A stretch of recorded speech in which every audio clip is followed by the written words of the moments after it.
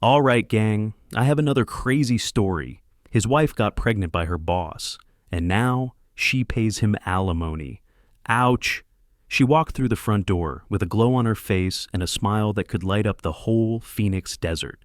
I was sitting at our kitchen table with a manila folder in front of me, thick as a phone book. That smile disappeared faster than water on summer asphalt. That satisfying moment made 5 months of suspicion worth every sleepless night. My wife Tiffany and I had been married for 12 years. No kids, just us and the scorching Arizona heat. We met at a friend's backyard barbecue when I was 28 and she was 26. She laughed at my terrible electrical puns and didn't mind that I showed up in work boots with sawdust still on my jeans. I liked that she wasn't trying to impress anyone, just genuine, down to earth, the kind of woman who'd bring you a cold beer while you fixed her parents' busted air conditioner. We got married 2 years. Later, in a small ceremony at her parents' place in Ahuatuki. Nothing fancy, just family and close friends gathered under string lights I'd personally wired the week before. I remember thinking we had something solid, something that could weather any storm the desert threw at us. The Phoenix heat has a way of testing everything: relationships, machinery, patience. I thought ours was built to last.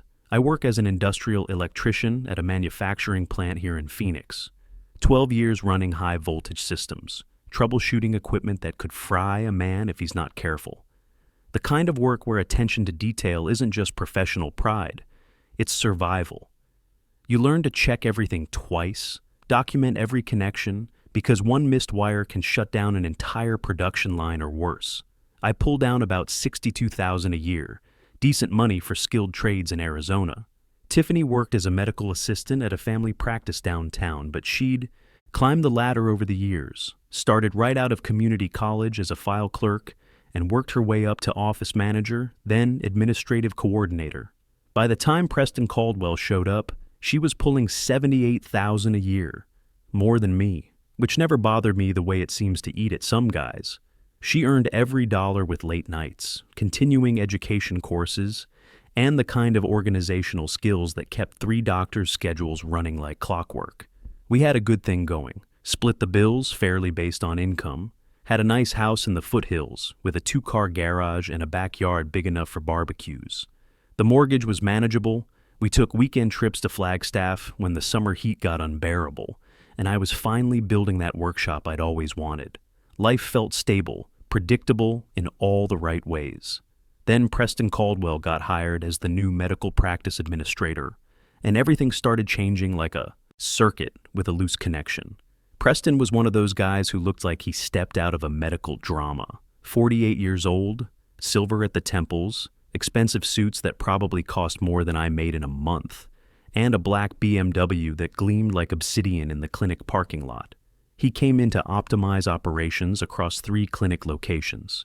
Translation: he had the power to hire, fire, promote, and make people's lives miserable if they didn't play ball with his vision of efficiency. The changes started subtle, the way electrical problems usually do before they cause real damage. Tiffany began talking about continuing education seminars and administrative training conferences with an enthusiasm I hadn't heard since our early dating days. She got a gym membership out of nowhere, started wearing makeup to work every day, and suddenly cared about having the latest medical scrubs in colors that looked more professional. Her old comfortable routine got replaced with this polished corporate version I barely recognized.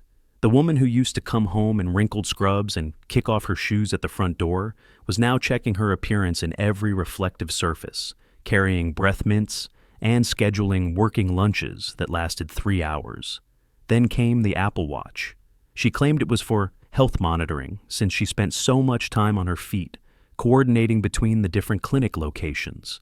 Fair enough, healthcare workers need to track their activity, their stress levels, make sure they're taking care of themselves while taking care of others. But I started noticing the notifications, constant buzzing at weird hours, messages that made her smile in ways that had nothing to do with step counts or heart rate zones. The real red flag was the mileage, and this is where my electrical training kicked in. See, when you work with electrical systems, you develop a habit of checking everything twice. Safety depends on documentation, on knowing exactly what's happening in every circuit. So when Tiffany started claiming weekend conferences in Scottsdale and Tucson, I started noting the odometer readings out of pure habit. A weekend trip to Tucson should put about 200 miles on the car, round trip. She was coming back with 60, maybe 80 miles. That meant she wasn't driving to Tucson. She was staying local, real local, like Scottsdale local, which is exactly where someone would go if they wanted five-star hotels and restaurants impressive enough to make a medical administrator feel important. I kept quiet and started paying closer attention, the way you do when you suspect a circuit's about to fail, but can't pinpoint the exact problem yet. Credit card statements showed charges at Nordstrom for jewelry I never saw her wear. Receipts for upscale restaurants in Scottsdale, hidden in her purse like dirty secrets. Her LinkedIn activity went through the roof, suddenly networking with medical professionals across the state, posting about leadership development and healthcare innovation. The Phoenix summer was hitting its stride, that relentless heat that starts in May and doesn't let up until October. By July, stepping outside felt like opening an oven door, and the air conditioning bill was eating into our budget. But Tiffany seemed immune to the heat, energized by something that had nothing to do with the weather. She started taking longer showers, using expensive shampoo that showed up on our credit card from some salon in Paradise Valley. The breaking point came on a Tuesday night, when the temperature was still pushing 98 degrees at 10 p.m. I was reviewing our bills, trying to figure out why our credit card balance had jumped so high, when I found a charge for $875 at a jewelry store in Scottsdale. My birthday had passed months ago. Our anniversary wasn't until December. She hadn't given me any jewelry, and she sure wasn't wearing anything new around the house. I sat there in our kitchen, the air conditioner humming overtime, and felt something cold settle in my chest, despite the desert heat. This wasn't about expensive taste or impulse shopping. This was about someone buying gifts for someone else, using money from our joint account to fund an affair. That night, while she was in the shower, singing some song I didn't recognize, I made a decision that would change everything. I called my buddy Cooper Martinez, a construction foreman who's seen more workplace drama than a reality TV show. Cooper's the kind of guy who keeps his mouth shut and his eyes open, traits that serve him well managing crews of temperamental tradesmen. "Wade, you sound like hell," he said when he picked up. "What's going on?" I laid out everything. The mileage discrepancies, the mysterious charges, the sudden career development obsession, the jewelry I'd never seen. Cooper listened without interruption, the way good foremen do when a worker's reporting a safety concern. "You need professional help with this," he said finally. "My cousin runs security for some downtown offices. He knows a guy who handles this kind of thing discreetly. You want me to make a call?" The next morning, I drove to a small office building near downtown Phoenix, the kind of place that looks like an accounting firm from the outside. No fancy signs, just a door with investigations written in faded gold letters.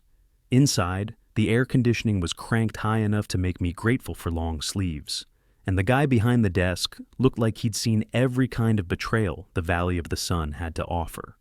His name was Rodriguez, and he didn't waste time with small talk. I laid out everything: the mileage discrepancies, the mysterious charges, the sudden transformation from comfortable wife to corporate climber. He took notes in neat handwriting, asked pointed questions about routines, schedules, and financial access. "This pattern is pretty common," he said, leaning back in his chair. "Executive brings in new policies, identifies ambitious employees, starts mentoring them. Sometimes it stays professional, sometimes it doesn't. You want to know which one this is?" He quoted me $2,500 for a comprehensive surveillance package. I pulled out cash I'd been saving for a new truck, money earned through overtime shifts and weekend electrical work for neighbors. It hurt to hand it over, but not as much as continuing to live with uncertainty. "I'll start immediately," Rodriguez said, pocketing the cash. "Your wife's pattern suggests regular meetings. I'll document everything, get you photos, timeline, locations. Should have preliminary results within a week." That Friday, Tiffany announced another medical conference in Scottsdale. She packed her overnight bag with the same routine she'd perfected over the past months: expensive toiletries, clothes I'd never seen her wear at home, shoes that cost more than my monthly truck payment. She kissed me goodbye with lips that tasted like expensive lip gloss and drove off in her silver Honda at 6:30 sharp. I knew Rodriguez was already positioned somewhere in the maze of Scottsdale traffic, following her to whatever hotel would host their weekend of betrayal. Instead of dwelling on it, I did what electricians do when they can't fix the main problem. I focused on smaller repairs around the house, fixed the garbage disposal that had been making grinding noises for weeks, rewired the patio lights that flickered every time the AC kicked on, cleaned out the garage, organizing tools and spare parts with the methodical precision that electrical work demands, kept my hands busy so my mind wouldn't drive itself crazy with possibilities. The desert night settled over Phoenix like a heavy blanket, and I sat on our back patio with a beer, watching the city lights spread out. Below the foothills, like a circuit board, somewhere out there, my wife was destroying our marriage, and I was gathering evidence to prove it. The irony wasn't lost on me. I'd spent 12 years building something solid, and she was tearing it down with the same systematic approach I used to wire a house. Saturday night, my phone buzzed with a text message that hit harder than touching a live wire. 3 photos attached, each one time-stamped and crystal clear. My wife and a man walking into the Four Seasons Scottsdale, her hand resting on his lower back with casual intimacy. The same man opening a car door for her, Preston Caldwell's BMW, license plate clearly visible. The third photo showed them at dinner on some upscale restaurant patio, wine glasses raised in a toast, looking like they'd been doing this dance for months. I sat there on my couch, the air conditioner cycling on and off, staring at images that confirmed what my gut already knew. They weren't being careful. They looked comfortable, relaxed, like a couple celebrating an anniversary instead of 2 people destroying their marriages. The desert night pressed against the windows, and I felt completely alone despite being surrounded by the life Tiffany and I had built together. Sunday morning, I met Rodriguez at a diner off Indian School Road, one of those places that serves truck drivers and early shift workers. The coffee was strong enough to strip paint, and Rodriguez slid a folder across the table without ceremony. Inside were timestamps, photo documentation, and a license plate report that confirmed what the pictures had already shown me. Preston Caldwell, medical practice administrator, married father of 2 college-age kids, living in a $1 million house in Paradise Valley. The investigator had also run financial backgrounds during his downtime. Preston was pulling down $125,000 a year managing those 3 clinics. His wife Brooke was a nurse, practitioner at Phoenix Children's Hospital, making decent money in her own right. Perfect family, perfect careers, perfect life, about to get turned upside down. "You want me to keep digging?" Rodriguez asked, sipping coffee that could have powered my electrical equipment. "I can map their patterns, figure out how long this has been going on, document the frequency." I nodded and slid him another $500 in cash. I needed to understand the full scope of what I was dealing with. This wasn't just a weekend fling. The comfort level in those photos suggested something deeper, more established. I needed documentation that would hold up in court, evidence that would protect me when the lawyers got involved. The next week felt like working on a live electrical panel with inadequate safety equipment. One wrong move and everything explodes. I went through the motions at work, focusing on routine maintenance and equipment checks while my phone buzzed with regular updates. Get from Rodriguez. Tuesday. Subjects had lunch at the Capitol Grill. Duration 2.5 hours. Left separately but met in parking garage afterward. Wednesday. Male subject purchased items at Tiffany & Co. Amount confirmed $875, same day as last month's charge on your credit card. Thursday. Female subject took extended lunch break. Met male subject at Marriott downtown. Duration 3 hours. By Friday, I had a complete picture that would make any prosecutor jealous. Rodriguez's final report detailed a pattern going back 4 months. Hotel receipts, restaurant charges, jewelry purchases, and 47 separate meetings during work hours. The medical practice was essentially paying for their affair through extended lunch breaks and administrative meetings that happened at 5-star locations.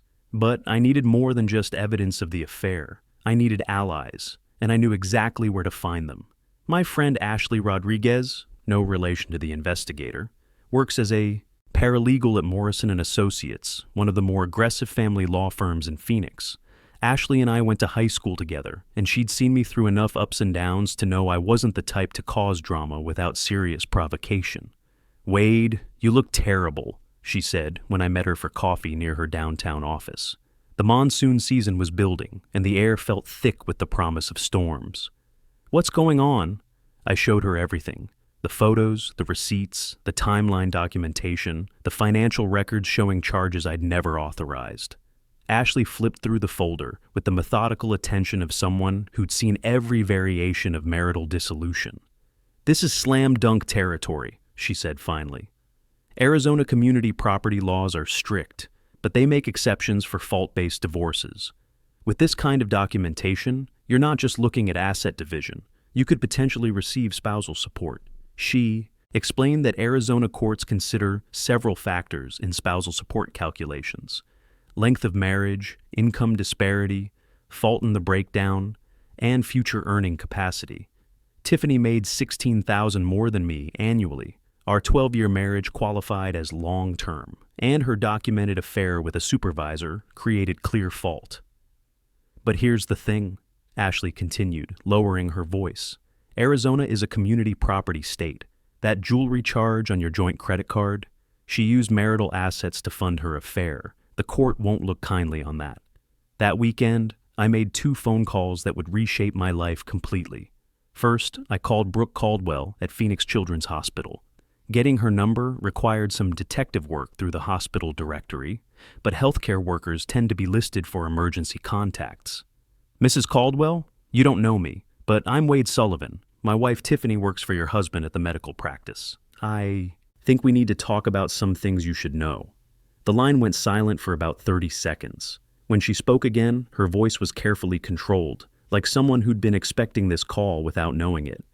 "I found a pregnancy test in his car last month," she said quietly. "It wasn't mine." My blood went cold despite the Arizona heat pressing against my truck windows. We talked for 2 hours while Tiffany was presumably driving back from her romantic weekend.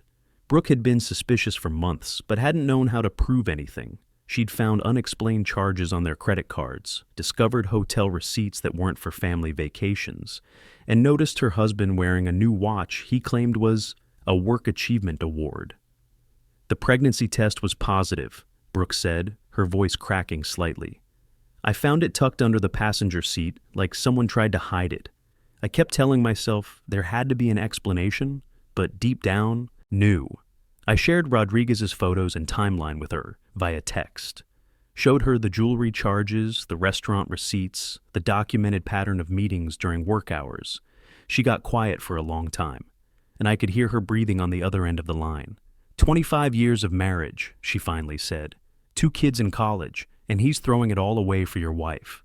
The second call was to Stephanie Miller, the family law attorney Ashley had recommended. Stephanie specialized in high-conflict divorces and had a reputation for playing hardball when the evidence supported it. Her office was in one of those glass towers downtown where the air conditioning bills probably cost more than my monthly mortgage. "I can see you Monday morning at 9, she said after I explained the situation.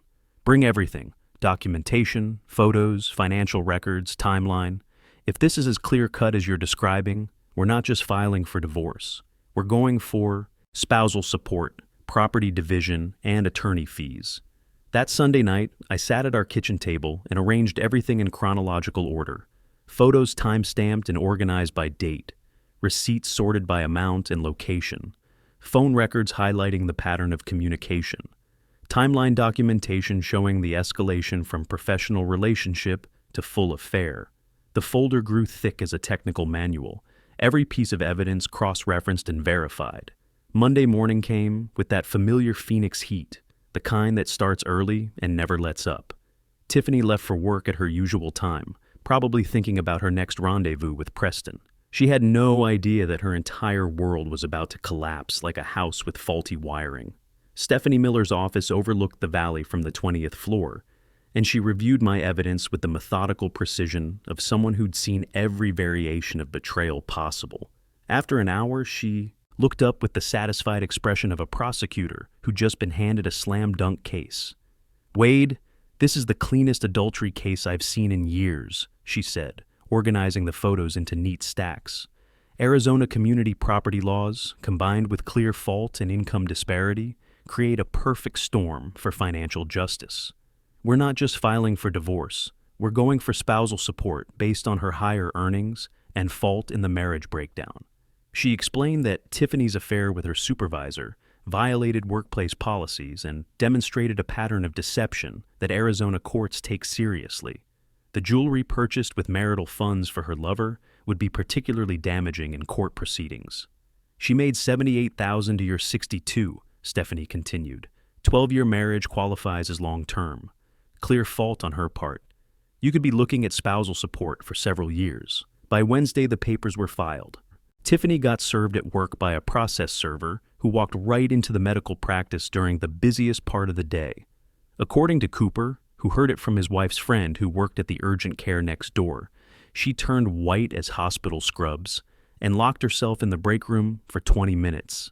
She came home that evening with tear-stained cheeks and shaking hands, probably having spent the entire drive rehearsing explanations that couldn't possibly account for 47 documented meetings and $875 in jewelry charges. She found me sitting at the same kitchen table with the same folder, the air conditioner working overtime against the relentless desert heat.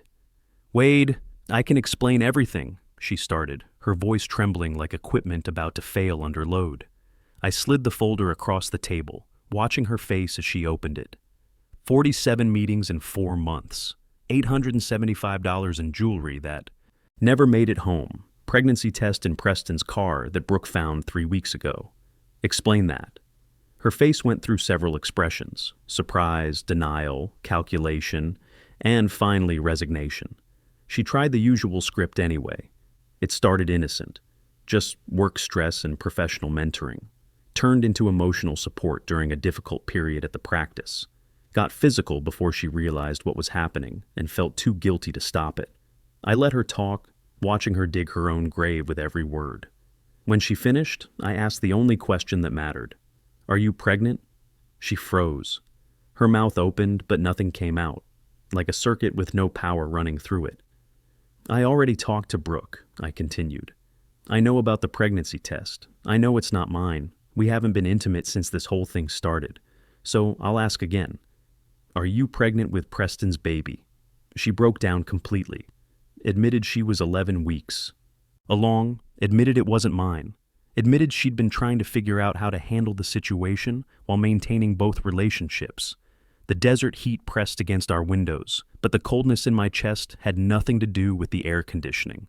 I told her I'd already handled the situation. Divorce papers filed, attorney retained, evidence documented in a format that would hold up in any courtroom in Arizona. Her choices were simple: cooperate with a reasonable settlement, or fight it out in court where every detail would become public record, including the pregnancy and the supervisor relationship that violated corporate policies.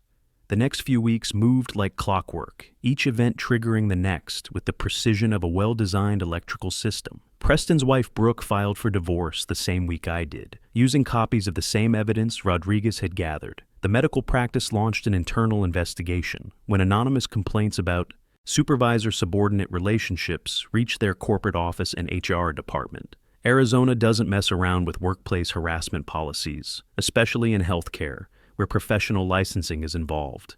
Preston got terminated within a month, 20 years in medical administration gone because he couldn't keep his priorities straight. Tiffany got fired the same day for policy violations and conduct detrimental to workplace professionalism. Both of them suddenly found themselves unemployed and facing expensive divorce proceedings in the middle of a Phoenix summer that felt like it would never end. The beauty of Arizona's community property laws is that they don't just divide assets. They consider fault, future earning capacity, and the financial impact of marital misconduct. Tiffany had a college degree, 15 years of progressive medical office experience, and demonstrated ability to earn $78,000 annually. The fact that she destroyed her own career through misconduct didn't make her unemployable in the eyes of the law. My attorney Stephanie pushed hard for spousal support, based on income disparity and clear fault. She presented the case like an electrical schematic: clear connections between cause and effect, documented evidence supporting every claim, no loose wires or uncertain outcomes. "Your Honor," she argued during the settlement hearing, the respondent used marital funds to purchase gifts for her paramour while maintaining a pattern of deception that lasted 4 months. The petitioner, meanwhile, maintained his employment and financial responsibilities throughout this period. The judge didn't hesitate. $1,500 a month for 4 years, deposited automatically on the first of every month. The court calculated the amount based on Tiffany's earning capacity, not her current unemployed status. She could find another job. Her career sabotage was her own doing, not grounds to reduce support. Obligations to her innocent spouse. The final settlement gave me the house, the retirement accounts, and most of our savings. Tiffany walked away with her car, her student loans, and the responsibility of supporting Preston's baby. Preston's divorce was messier, but followed a similar pattern. 25 years of marriage, 2 kids in college, and substantial assets that got split right down the middle. His ex-wife Brooke kept the Paradise Valley house and primary custody of their financial future. Preston ended up taking a position at a smaller clinic in Tucson for half his previous salary. Last I heard, he was renting a 1-bedroom apartment and barely maintaining contact with the baby. His own kids from his first marriage wanted nothing to do with him after what he put their mother through. The man who thought he could manage 3 medical practices couldn't manage his own personal life when it counted. Tiffany tried reaching out once, about 6 months after the baby was born. A long text message about mistakes and second chances and how she never realized what she had until it was gone. She was working at another medical office across town by then, entry-level position, making about $35,000 a year while paying me monthly support and handling childcare alone. I read her message twice, sitting in the workshop I'd finally finished building in my garage, surrounded by the tools and equipment that had never let me down. Then I deleted it without responding. Some bridges don't get rebuilt after you burn them down with high voltage. These days, life runs smoother than a properly wired electrical system. I still work the same job, still drive the same truck, still live in the same house in the foothills. But the energy is completely different. No more walking on eggshells, wondering about mysterious charges on credit card statements or mileage that doesn't match the story. No more fake conferences and weekend lies.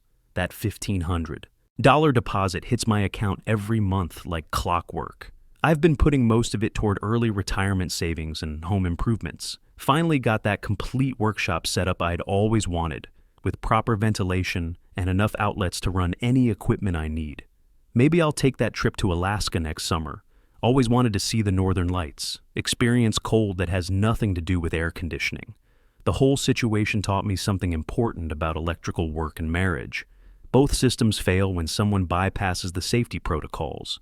Tiffany thought she could run current through unauthorized channels without consequences.